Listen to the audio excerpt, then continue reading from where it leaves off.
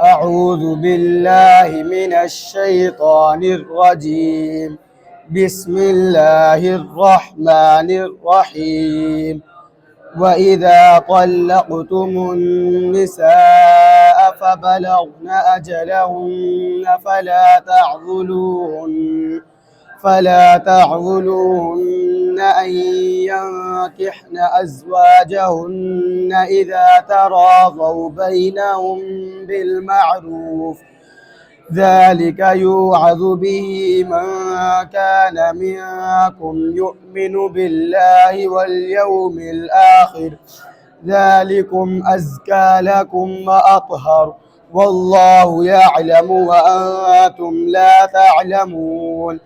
والوالدات يرضعن أولادهن حولين كاملين لمن أراد أن يتم الرضاعة، وعلى المولود له رزقهن وكسوتهن بالمعروف، لا تكلف نفس إلا وسعها، لا تضار والدة بولدها ولا مولود له بولده، وعلى الوارث مثل ذلك فإن أرادا فصالا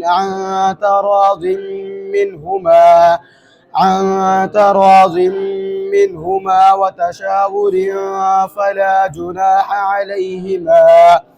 وإن أردتم أن تسترضعوا أولادكم فلا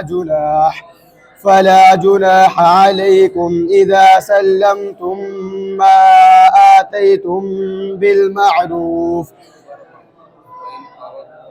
وإن أردتم أن تسترضعوا أولادكم فلا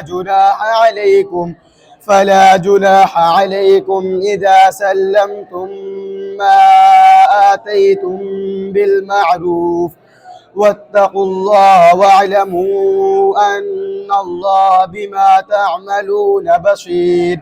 صدق الله العظيم.